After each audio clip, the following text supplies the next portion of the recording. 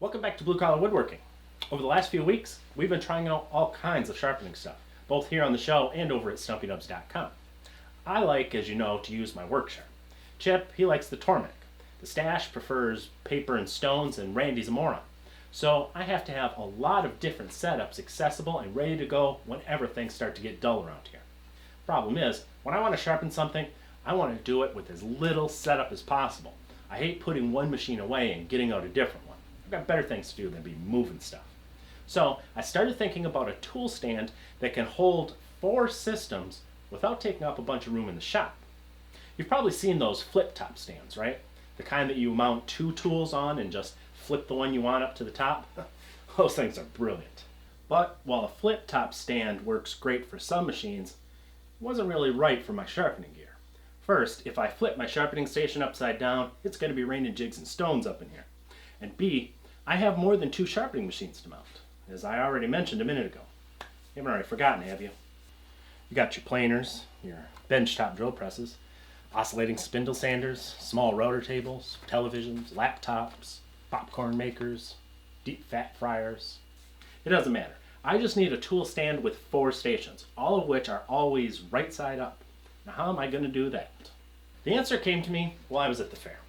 I was standing in the deep fried vegetable line wondering if I had finally discovered a salad worth eating when I was distracted by a particularly useless group of teenagers getting themselves strapped into one of those big vomit machines.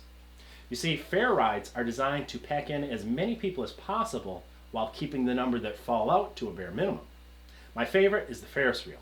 I can get on that thing with an 84-ounce cold one, go around in a great big circle, and never spill a drop. They're a marvel of technology.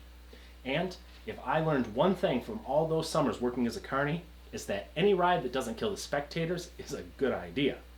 So I set out to apply some good old carney knowledge to the Stumpy Nubs Workshop's sharpening station. And the results are so good, I should sell tickets.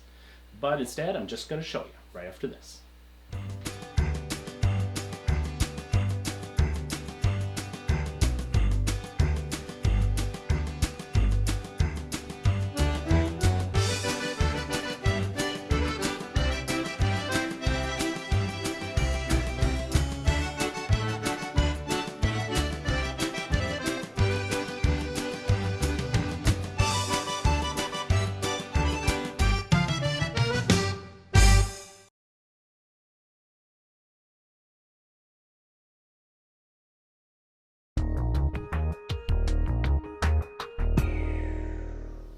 Stationary disc sanders, coffee pots, stacks of woodworking books, mini shop vacs, cotton candy machines. This is the Ferris wheel tool stand. Settle down, kids. Everyone gets a ride. The principle is simple enough. 4 carriages that remain upright as they rotate around a central axis. Each carriage can hold a tool or a small machine, and the weight of that load keeps the carriage from dumping its contents when you switch from one to the next. You can rotate it by hand until you get to the station that you want, then lock it in place. You know how fun it is to get the seat of the Ferris wheel swinging back and forth, especially when you're with someone who's afraid of heights? I've never seen my mother-in-law cry so much. But you don't want that with your tools, so a second lock keeps everything steady during use. My original idea called for a power strip to be mounted in that center axle so all the machines would stay plugged in. That'd be more convenient, but I figure Randy is bound to just keep twisting this thing like a big fishing reel until all the cords are wrapped up together. So I figured it'd be better to just maybe mount an outlet right here on top and just plug the machine in when you rotate it to the front. Another thing I discovered is that the weight of each tool adds up pretty quickly, and the heaviest ones will want to stay on the bottom. A few notches cut into the discs make it a lot easier to rotate them in place, and it tells you where to stop so you can line your pin up quickly. Mortising machines, tenoning machines, horizontal boring machines, horizontal exciting machines. Mrs. can have one in her kitchen for her blender, her microwave, her toaster, her coffee pot. This one is designed for sharpening machines and grinders, which are pretty heavy. But if you're going to put some really heavy stuff like a portable planer or something like that on it, you might want to beef it up just a little bit. Whatever you decide to put on it, your shop will be better organized and your tools will be having the ride of their lives. This show ain't free, folks.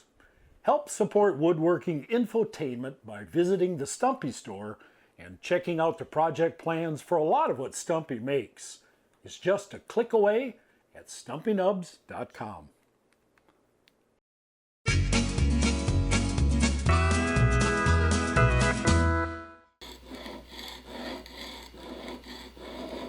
I like to sharpen with whetstones because it makes me feel like a master of the woodworking universe. And like all women, nothing impresses my wife more than a man with a bushy mustache honing on a good old-fashioned stone. But it's hard to impress the ladies when you're making a wet, sludgy mess all over the bench. Stumpy's solution is as simple as a trip to Walmart, where you'll find all the freaky people in the Rubbermaid containers you can imagine, and it's one in particular that might be worth a look. This, my woodworking friends, is a Rubbermaid Xylar modular container. Xylar is the hard plastic that it's made out of, but what's of real interest to us is this rubber edging around the top. A whetstone fits very nice within the rim, keeps that mess contained, and the tight seal keeps the water from evaporating between uses. Rubbermaid makes a bunch of different sizes, but the 5-cup we have here is just right for whetstones. They cost about $8 if you can find them locally, more if you have to buy them online. But they've sure made sharpening a whole lot cleaner around the Stumpy Nubs workshop. This week's free jig pan features a unique set of interchangeable vise jaws. Different jaws for different uses, slip right on and pop right off your current vise. There's a leather one for extra grip, a carpeted set of jaws for gentle clamping, even one for holding round and awkwardly shaped stock. More free jig plans are added all the time, so check them out over at stumpynubs.com.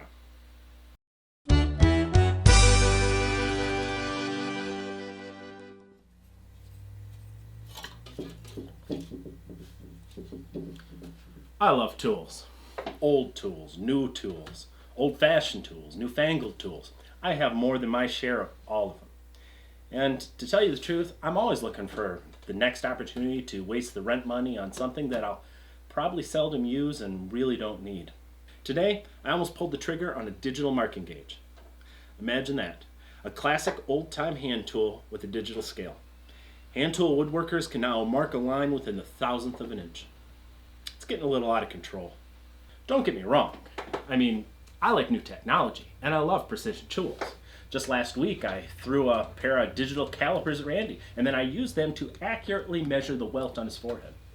Mike has a CNC stash trimmer, and Chip's been working on an idea for an electric chisel for years now. But no matter how many times he sticks a chisel in an electrical outlet, one thing never changes.